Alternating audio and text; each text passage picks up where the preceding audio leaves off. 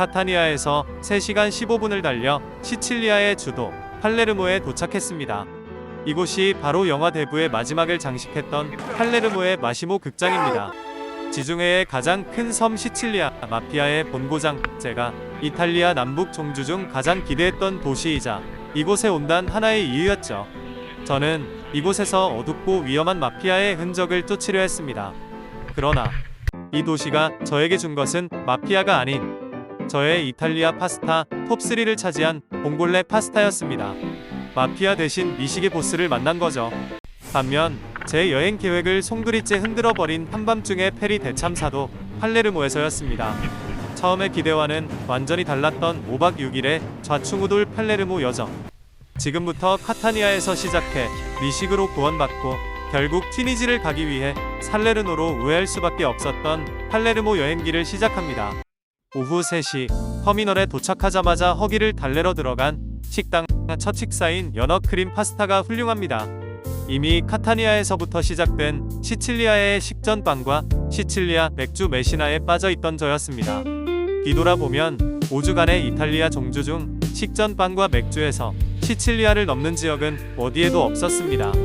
호스텔은 낡았지만 벙커 침대에 작은 펜 선풍기를 달아 놓은 아이디어가 인상적이었습니다. 9월 말인데도 시칠리아의 열기는 이집트절이 가라 할 정도였거든요.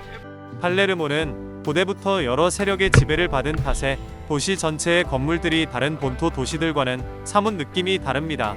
다양한 건축 양식들이 어우러져 있지만 그중 노르만과 아랍의 건축 양식이 혼재된 노르만 아랍 양식의 건축물들이 끊임없이 시선을 사로잡습니다. 길거리 풍경은 이곳이 마피아의 본거지였다는 사실이 믿기지 않을 정도로 감각적이고 이국적입니다. 도시 전체가 빈티지한 감성을 가진 곳을 찾는다면 그곳이 바로 팔레르모입니다. 프레토리아 광장에 있는 일명 수치의 분수대 폰타나 프레토리아입니다. 그리스 로마 신화에 등장하는 16인물들이 벌거벗은 채 분수대를 둘러싸고 있지만 물은 안 나옵니다. 트레비 분수를 비롯해 이탈리아 대부분의 분수대가 물을 꺼놔서 아쉬웠어요. 팔레르모의 랜드마크인 대성당은 그 웅장함의 탄성이 절로 나옵니다. 7유로를 내고 루프탑으로 올라갔는데 이곳이 팔레르모 여행에 숨겨진 하이라이트였습니다. 좁은 스카이웨이를 걸어 첨탑에서 돔까지 건너가니 구도심 전체가 파노라마처럼 펼쳐집니다. 뜨거운 지중해 햇살 아래 팔레르모의 아름다움이 절정에 달하는 순간입니다. 그러고선 한밤중에 숙소 앞 골목에서 갑자기 딱 마주치니 아저씨, 짧은 머리를 하고 한 손은 바지 주머니에 집어넣은 채 정장의 넥타이까지 맨 모습이 누가 봐도 마피아 중간 보스처럼 생겼지만 실제 사람이 아닌 벽화였습니다. 마피아의 흔적은 이렇게 벽화나 박물관 정도에서 겨우 찾아볼 수 있는 평화로운 도시가 팔레르모의 진짜 얼굴이었습니다. 이제 미식의 보스를 만난 순간입니다. 점심으로 봉골레 파스타를 먹으러 왔는데 메인 메뉴가 나오기 전 아페롤 스프리츠부터 영롱한 자태를 뽐냅니다.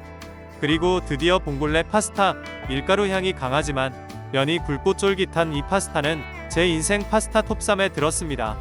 알고 보니 시칠리아가 파스타의 본고장이더라고요. 부치리아 시장 입구에서 흥겨운 모리아도리아 음악이 울려 퍼지는 가운데 소시지와 시샐러드를 주문했습니다. 특히 이 시샐러드가 정말 일품이었습니다.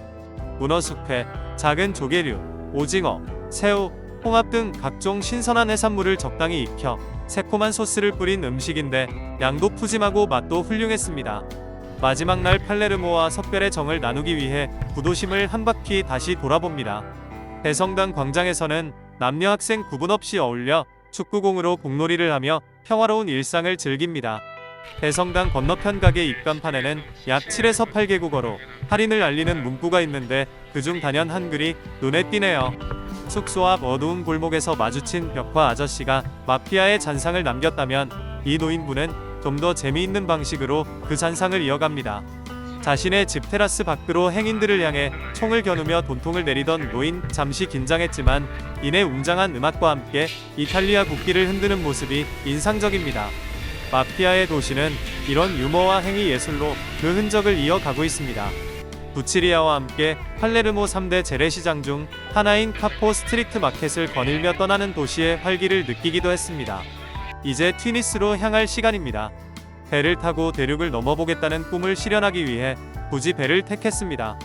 출발 시각이 이 길 오전 2시 30분이었기에 일부러 많이 비싸지만 페리 선착장에서 불과 300m 거리의 호스텔을 예약했습니다. 밤 10시 47분 숙소에서 나섰습니다. 문제는 여기서 시작됐습니다.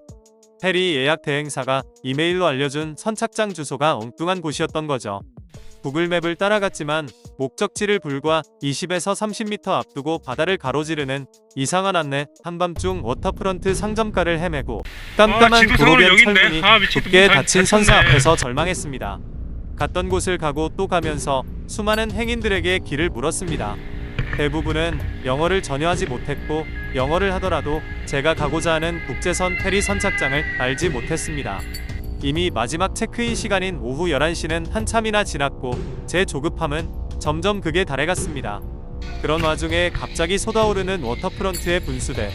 평소 같으면 평화롭고 아름다웠겠지만 그런 상황이 되니 참 착잡하기만 했습니다. 결국 그곳에서 만나 제복 입은 한 여성이 선착장은 제가 찍은 주소와는 전혀 다른 곳이라는 것을 알려줬습니다. 천신만고 끝에 선착장 입구에 도착했을 땐 새벽 12시 3분이었습니다. 불과 5분 거리를 1시간 16분 만에 도착한 것으로 체크인 시각보다 1시간 3분이 늦은 거죠. 멀리 튀니스행 배는 정박해 있고 여전히 출발 시각까지는 2시간이 넘게 남았는데도 완고한 경비 아저씨는 저를 문전 박대했습니다. 왕복 16만원 티켓 그대로 날릴 위기였습니다. 결국 새벽 12시 20분 숙소에 재입성했습니다. 체크아웃을 굳이 별도로 할 필요 없는 곳이었기에 그나마 다행이었습니다. 세계 일주는 정말 계획대로 되는 것이 하나도 없다는 것을 다시 한번 뼈저리게 느낀 순간이었습니다. 수차례 메일을 주고받은 끝에 페리 예약 대행사에서 겨우 편도 전액 환불을 받았지만 졸지에 팔레르모에서 일정을 연장해야 했습니다. 하지만 그 덕분에 다음날 돼지고기가 아닌 소고기가 든 맛있는 핫도그도 먹을 수 있었고 수박씨 모양 초콜릿이 박힌 가성비 갑젤라또로 다시 한번 미식의 위로를 받았습니다. 이제 이탈리아 본토 남부의 살레르노로 향합니다. 여긴 원래 계획에 없던 도시였고 그저 튀니지행 페리가 출항하는 곳이라 택하게 됐는데 아름다운 곳이었습니다. 팔레르모에서 살레르노까진 총 11시간 거리, 우선 버스를 타고 시칠리아 북동부 메시나 해협까지 이동합니다. 이어 꽤 생경한 경험, 버스에 탄 채 페리에 들어갔고 15분간 선상에서 바다를 건넙니다. 지독히 푸른 지중해 바다를 가르며 점점 멀어지는 시칠리아 섬 마피아를 찾다 파스타를 만났고 배신을 겪었지만 그 모든 좌충우돌이 결국 팔레르모를 잊을 수 없는 도시로 만들었습니다. 11시간 만인 오후 7시 40분 드디어 살레르노에 도착했습니다. 푸른 점 여행가 Y의 예측 불가능한 여정은 계속됩니다. 다음 도시에서 다시 만나요.